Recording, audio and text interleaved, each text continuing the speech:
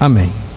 Vamos continuar então, olhando para os passos que nós estamos dando, essa nossa jornada, eu tenho chamado de jornada de 7 passos. Hoje nós vamos terminar a jornada, porque nós vamos chegar ao 7º, vamos trabalhar o 6º e o 7º passo dessa nossa jornada aí, rumo à restauração da comunhão. Nós já vimos até agora, vamos ver aqui, nós já vimos até agora 5 passos. Primeiro, fale com Deus antes de falar com a pessoa. Segundo, tome sempre a iniciativa, vá você primeiro. Terceiro, tenha compaixão pelo sentimento das pessoas envolvidas ou da pessoa envolvida. Quarto, confesse a sua parte no conflito, porque é muito provável que você tenha algo, né? Você deve ter errado em algum momento, então confesse isso, porque isso vai ser abençoador.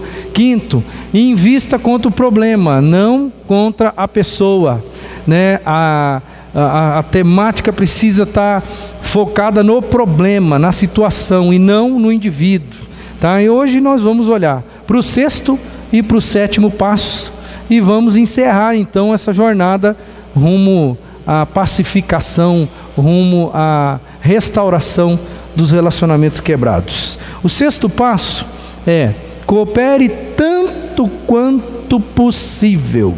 Faça aquilo que você conseguir. Dê o seu 100%, dê o seu máximo, faça o seu melhor. Você precisa fazer o melhor que você pode. O seu melhor pode ser um pouco mais do que o meu. O meu pode ser um pouco menos do que o seu, porque nós somos pessoas diferentes, né? Mas a Bíblia orienta a gente no que depender de vós, tenha paz com todos. E a Bíblia também vai falar em Hebreus, vamos caminhar aqui, isso. Façam todo o possível para viver em paz com todas as pessoas. Ou, como eu disse, no que depender de vós, em uma tradução mais antiga, tendes paz com todos. Só que a paz, irmãos, a paz, ela tem, alguém disse assim, a paz tem uma etiqueta de preço. Eu achei muito interessante essa colocação aí do autor. A paz tem uma etiqueta de preço. E às vezes ela vai custar caro. Mas na maioria das vezes, sabe o que a paz vai custar? Não estou dizendo que sempre, mas na maioria das vezes, ela vai custar o nosso orgulho próprio. Porque para ganharmos a paz, nós vamos ter que pagar o preço de deixarmos o nosso orgulho de lado. E é meio complicado esse negócio, porque nós somos seres humanos, irmãos. Nós erramos, e às vezes, para restaurarmos a paz, a gente tem que deixar o orgulho de lado. Vamos colocar aqui uma situação, eu vou me colocar aqui nessa situação agora, para você entender. Eu vou errar um dia, de repente eu vou errar com você. E aí eu vou ter que pagar o preço. Aí vai ficar lá no fundinho da minha alma. Mas você é pastor. Como é que você vai chegar lá e falar para a pessoa que você errou com ela? É um preço a pagar. Você vai ter que dizer, olha, o meu orgulho, eu vou ter que colocar o meu orgulho de lado. Mas você é pastor, o que as pessoas vão pensar de você se você chegar lá e falar assim, olha, eu errei?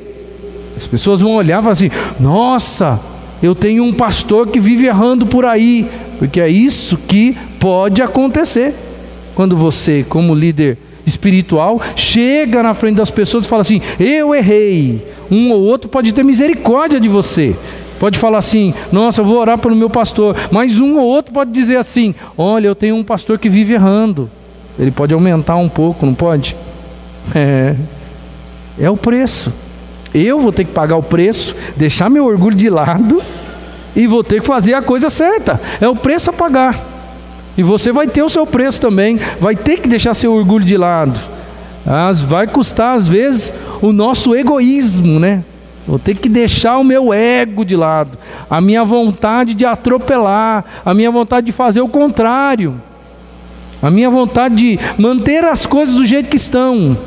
Porque quando a gente às vezes quebra o relacionamento com os irmãos, com alguém dentro da família, enfim, seja com quem for, às vezes é uma luta dentro de nós, porque às vezes nós queremos deixar do jeito que está. porque assim está melhor. Agora eu não vou mais falar com aquela pessoa. Agora aquela pessoa não vai mais me encher as paciências. Então deixa do jeito que está. O relacionamento está quebrado, está rompido. É melhor assim. Eu criei uma zona de conforto para mim. Às vezes a gente trabalha assim. Mas essa, talvez para o ego, é a melhor solução. Mas biblicamente e no sentido cristão, não é a melhor solução. No que depender de vós, façam todo o possível para viver em paz com todas as pessoas. Filipenses capítulo 2, versículo 3, que a gente já leu aí no decorrer do período, né, enquanto nós estamos estudando essa temática, ele reafirma isso. Não façam por ambição egoísta ou por vaidade, mas humildemente considerem os outros superiores a si mesmo. Eu quero que você se detenha um pouquinho no início do texto. Fala assim, não façam por ambição egoísta ou por vaidade. Essas duas coisas têm a ver com o nosso orgulho, essas duas coisas têm a ver com o nosso ego. Faça passando por cima da sua vaidade. Faça passando por cima do seu orgulho, passando por cima do seu ego. Pelo bem da comunhão, faça o melhor que você puder para chegar a um acordo. Não é pelo seu bem. Não é pelo seu bem. Porque às vezes emocionalmente você vai ficar mais tranquilo se você deixar a coisa do jeito que está. Você vai ficar melhor. Mas eu estou dizendo aqui, pelo bem da comunhão, faça tudo que você puder para você chegar a um acordo com aquela pessoa. Porque você não vai estar fazendo o melhor indiretamente ou tão somente para você. Você vai estar fazendo o melhor para o reino. O reino, não se esqueça, busque em primeiro lugar o reino de Deus, acima do seu orgulho, acima da sua vaidade, acima do seu ego. Então, tente fazer isso. Eu não estou dizendo em nenhum momento aqui que a coisa é fácil. Não é mesmo. Mas é aquilo que Deus espera da gente. A Bíblia diz, bem-aventurados os pacificadores. Nós não trabalhamos esse tópico aí já. Bem-aventurados os pacificadores, porque eles serão chamados filhos de Deus. Mateus capítulo 5, versículo 9. O Eugene Peterson, ele fez uma Bíblia, ele parafraseou a Bíblia toda. É um pastor americano que parafraseou a Bíblia toda. E ele trouxe em palavras assim um pouco mais fáceis de assimilar. E ele chamou essa Bíblia de A Mensagem. Ele foi até muito combatido por causa disso, né? Porque toda interpretação não deixa de ser algo pessoal, né? Não é mesmo? Então, toda a tradução não deixa de ser uma interpretação pessoal. Mas ele fez isso e eu quero crer que foi muito mais abençoador do que qualquer outra coisa. E na paráfrase que ele fez de Mateus 5, verso 9, eu trago aqui para você, olha como que ele escreveu o texto. A Bíblia escreveu assim: bem-aventurados os pacificadores, pois serão chamados filhos de Deus. Olha o que ele escreveu nesse versículo: abençoados são vocês que conseguem mostrar que cooperar é melhor do que brigar ou competir. Deste modo, irão descobrir quem vocês realmente são e o lugar que ocupam na família de Deus. Ele transformou a Bíblia em poesia, mas ele foi muito além da poesia. Parece que ele coloca de uma forma um pouquinho mais, eu não vou dizer inteligível, mas parece que o nosso coração assimila um pouquinho melhor quando a gente lê aquilo que a gente acabou de ler. Bem-aventurados os pacificadores, porque eles serão chamados filhos de Deus. Mas falar abençoados são vocês que conseguem mostrar que cooperar é melhor que brigar ou competir. Desse modo, vocês irão descobrir quem vocês realmente são e o lugar que ocupam na família de Deus.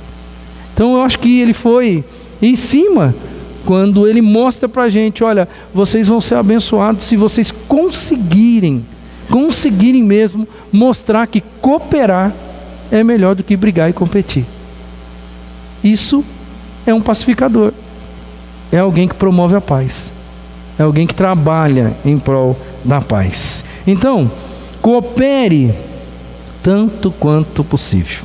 Eu volto a dizer, o seu 100% pode ser mais do que o meu 100% na questão de cooperar tanto quanto puder. Porque talvez você tenha condições de ir um pouquinho além. Porque cada um de nós tem um limite, não tem? Cada um tem um limite emocional, cada um tem um limite espiritual. Às vezes o teu 100% é um pouco mais do que o meu. É por isso que a Bíblia fala assim, ou pelo menos a ideia aqui do estudo, que o estudo traz para nós é: dê o seu melhor, faça tudo o que você puder, porque se você cooperar tanto quanto possível, pelo menos você vai estar fazendo a parte correta. Se do outro lado você encontrar uma pessoa que tem maturidade, o que vai acontecer? O relacionamento vai ser restaurado. Todos os passos, daqui a pouco a gente vai ver o 7º, todos os passos, eles vão ser muito produtivos se você encontrar do outro lado uma pessoa que também esteja predisposta a fazer a mesma coisa. Mas eu volto a dizer, nem sempre a gente vai encontrar, nem sempre, tá? Mas o que eu quero é que você se sinta bem com Deus, no sentido de dizer para você mesmo e para Deus: Senhor, eu fiz tudo o que era possível, eu me doei o meu máximo. Aí você vai ficar de cabeça erguida para o Senhor, e é isso que vale na nossa vida, irmãos. Último passo dessa nossa jornada: dê ênfase à reconciliação, não à solução. Olha que coisa interessante, às vezes a gente pensa que para nos reconciliarmos com uma pessoa, nós precisamos solucionar o problema que ocasionou a ruptura. E a ideia aqui é: dê ênfase à sua reconciliação com a pessoa, não à solução do problema. Porque você pode chegar à solução do problema depois que você reatar a comunhão com a pessoa. Pode acontecer isso. O contrário nunca vai acontecer. Então, num primeiro momento, qual deve ser a sua postura? Eu vou trabalhar para recuperar, e vou recuperar um indivíduo, a pessoa. Eu vou colocar um pouco de lado o problema que nos separou, vou colocar um pouquinho de lado, e eu vou olhar para a pessoa, vou restaurar a minha comunhão com a pessoa, e vou me reconciliar com essa pessoa. Olha, irmãos, não é realista, seria até utopia da nossa parte pensarmos que todo mundo vai concordar com a gente nas nossas demandas, na nossa vida. Porque o que acontece, ou em função de quê que os relacionamentos são rompidos? Porque às vezes nós não pensamos igual, e isso pode causar uma ruptura entre duas pessoas. Mesmo no ambiente religioso, mesmo no ambiente chamado santo, nós vamos ter pensamentos divergentes. Não vamos ter? Seria a ilusão da nossa parte pensarmos que só porque vivemos dentro de um contexto religioso, todo mundo vai falar a mesma língua. Não vai. Ontem nós tivemos assembleia aqui na igreja. Em alguns momentos nós não falamos a mesma língua, não é mesmo? Aconteceu de nós não falarmos a mesma língua. Ou seja, de termos pontos de vistas diferentes sobre uma mesma situação, de pensarmos diferente, e em função de pensarmos diferentes, caminharmos por caminhos diferentes. Então a ideia aqui eu preciso entender que eu tenho que enfatizar a reconciliação com o indivíduo, e deixar pelo menos de lado, provisoriamente, a solução do problema. A reconciliação, só um pouquinho. A reconciliação, ela se atém ao relacionamento, enquanto a solução se atém ao problema. Então, nós estamos falando aqui, os passos que nós estamos dando, não é para resolver ou solucionar os nossos conflitos. Os passos que nós estamos dando aqui é para restaurar a comunhão que foi quebrada. Esse é o nosso objetivo, esse é o nosso alvo. Então, antes de pensar na solução do problema, pense em reatar ou se reconciliar. Pense no seu relacionamento. Pense no indivíduo e pense em você. Quando a gente foca a reconciliação, o problema em si, que causou a ruptura, ele passa a ter um peso um pouco menor. Quando eu foco no indivíduo e não no problema, o problema parece que dá uma diminuída, irmãos. Pode ser que ele se torne até irrelevante com o passar do tempo. Porque para você o mais importante é ter a comunhão restaurada com o irmão. Aí você deixa o problema de lado um pouquinho, deixa as suas diferenças de lado um pouquinho, restaura a comunhão como ponto principal, porque daí depois, quem sabe, o problema pode ser resolvido entre vocês. E eu vou ser franco, talvez o problema não vai ser resolvido. Talvez você vai continuar com aquela divergência. E aí, é outra dificuldade. Os passos aqui, eles estão sendo dados para a gente restaurar a comunhão. Agora, as divergências, a gente trata com o tempo. Agora, sendo bem francos, às vezes isso não vai acontecer. E se não acontecer, aí são outras tomadas de postura que nós vamos ter que ter. Porque afinal de contas, nenhum ambiente religioso, no ambiente cristão, essas barreiras elas vão sendo quebradas, o Espírito Santo vai trabalhando no coração, o Espírito Santo vai aproximando as pessoas para chegar num consenso. A gente pode restabelecer um relacionamento, mesmo quando a gente entende que a gente é incapaz de resolver as nossas diferenças. Se eu focar no relacionamento, eu vou conseguir fazer isso. Os cristãos, e isso diz respeito a mim e a você, que nós somos cristãos, muitas vezes eles discordam, sincero e legitimamente, dando opiniões divergentes. É normal. O que não é normal é nós deixarmos que as nossas opiniões, elas nos separem.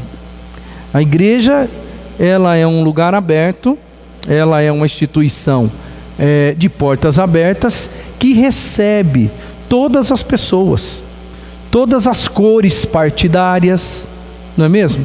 A igreja não recebe todas as cores partidárias.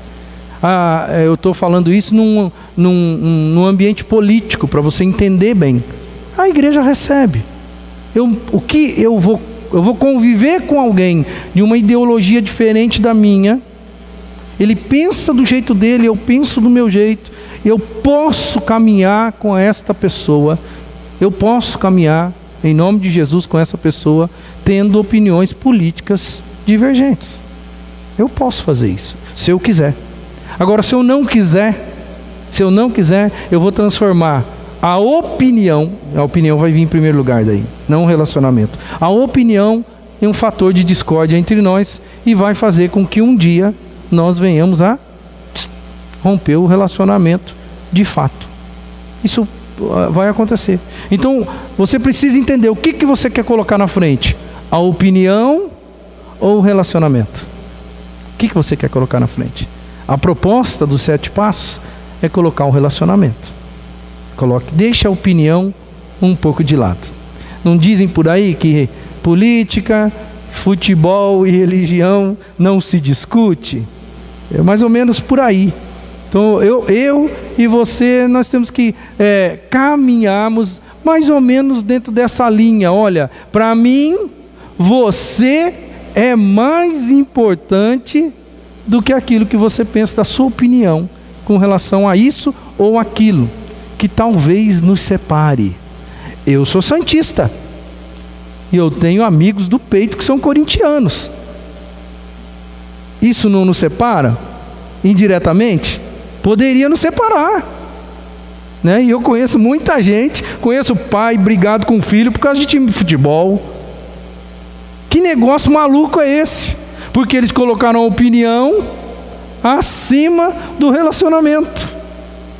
A proposta é: coloca o relacionamento acima da sua opinião. Aí você vai conseguir viver uma vida cristã, que é a proposta de Deus para nós. Então as nossas opiniões divergentes, elas são saudáveis até certo ponto.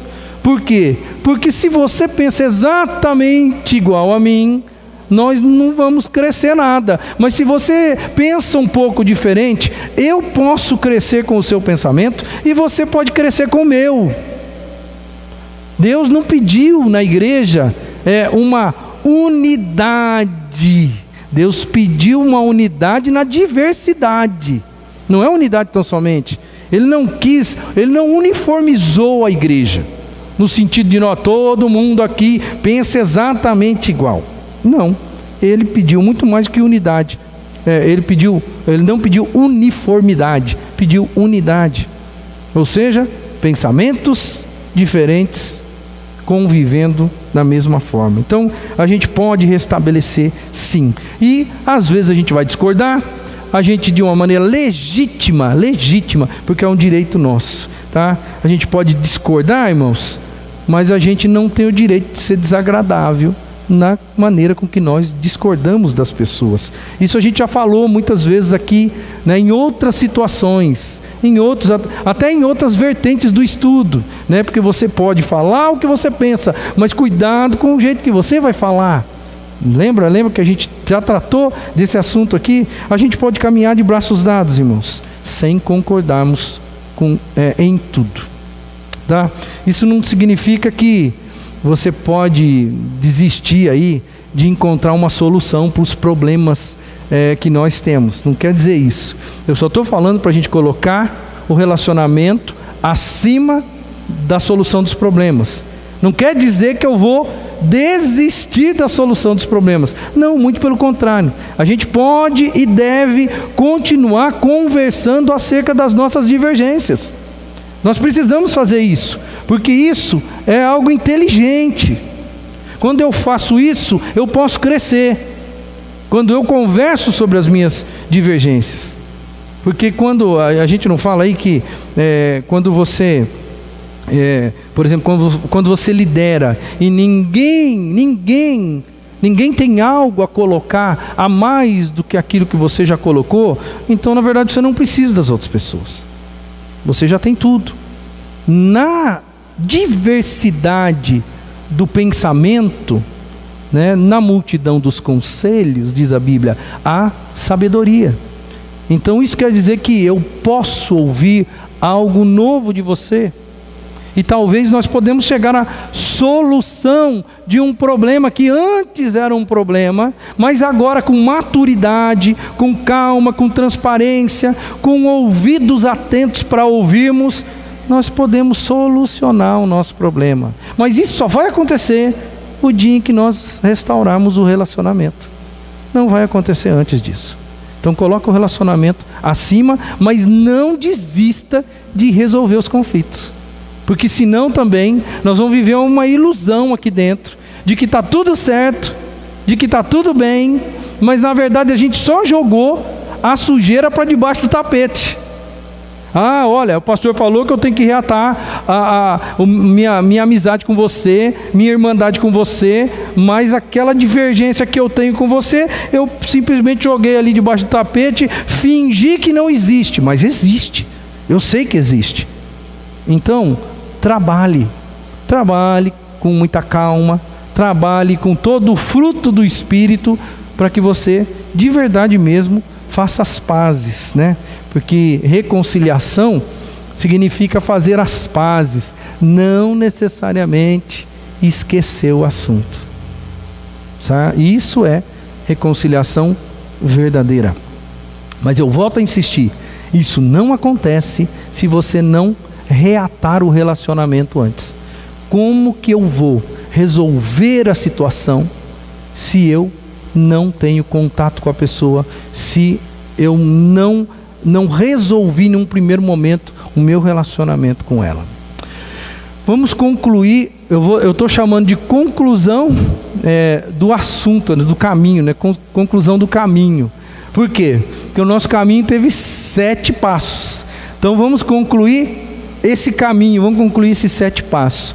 à luz de tudo que você ouviu aqui, à luz de todos esses passos, vamos até recapitular com você aqui. Primeiro, está com um relacionamento quebrado com alguém?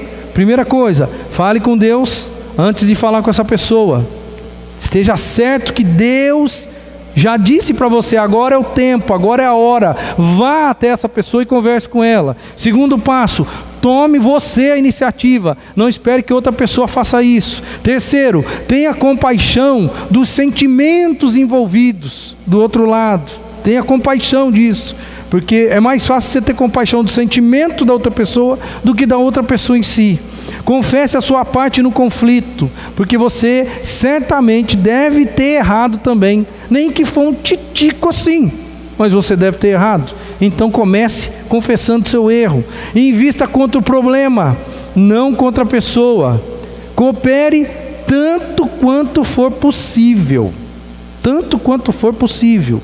E por último, dê ênfase à reconciliação e não à solução do conflito. Tá?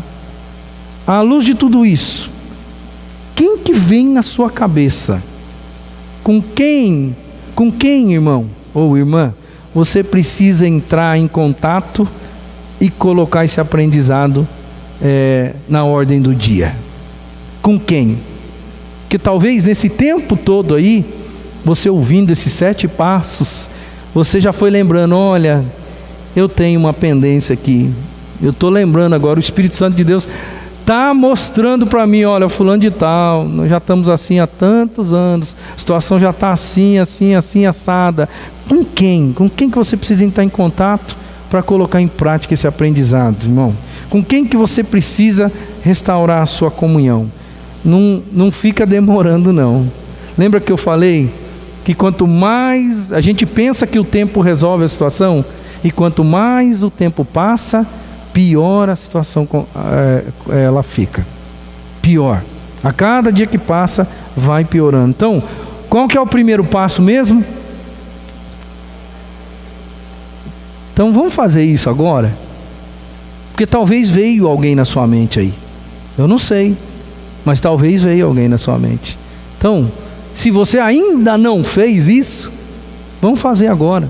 Vamos pedir a Deus que Deus nos dê orientação para sabermos quando é o tempo. E se o tempo já chegou, porque talvez o tempo já chegou e você só está parado aí e ainda não tomou uma atitude. Vamos fazer uma oração antes de eu continuar aqui o finalzinho da mensagem para você. Vamos orar. Senhor, em nome de Jesus, nós queremos agora pedir e colocarmos em prática aquilo que nós estamos estudando aqui, Senhor.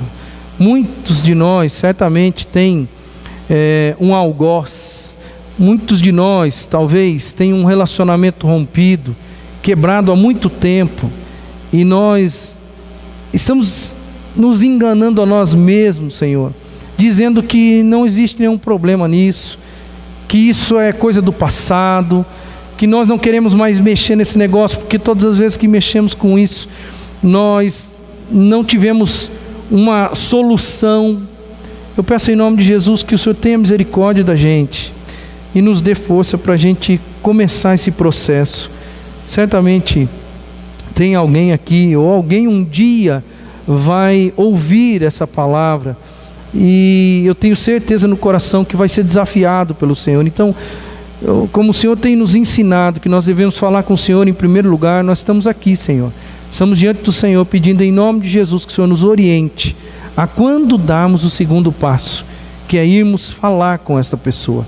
Nos dá uma orientação clara, Senhor, para que nós não venhamos a errar, porque muitos de nós também já sofremos muito mais do que devíamos, porque talvez antes de falarmos contigo, nós fomos falar com a pessoa, no momento errado, na hora errada, do jeito errado, e nós não conseguimos resolver o conflito. Muito pelo contrário, ainda criamos ou aumentamos esse conflito na nossa vida e nos separamos ainda mais da outra pessoa.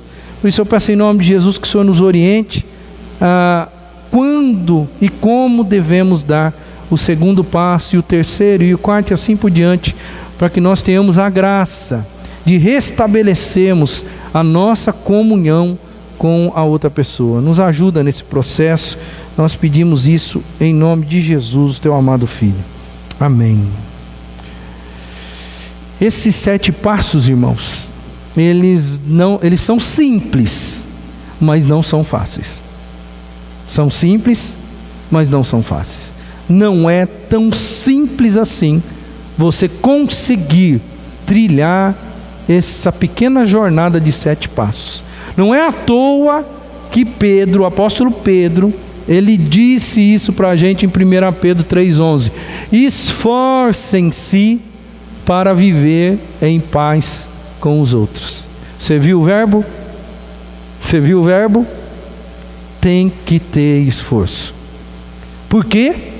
Porque de uma forma natural, eu e você temos um mecanismo de autodefesa, que é um mecanismo que nos leva a correr bem longe dos problemas e de tudo que nos representa problema. E aí nós vamos ficar onde? Bem longe da pessoa com quem nós temos uma dificuldade. Isso é um mecanismo de defesa do ser humano. E o cristão não está alheio a isso. Não está. Eu e você temos essa necessidade de nos defendermos emocionalmente.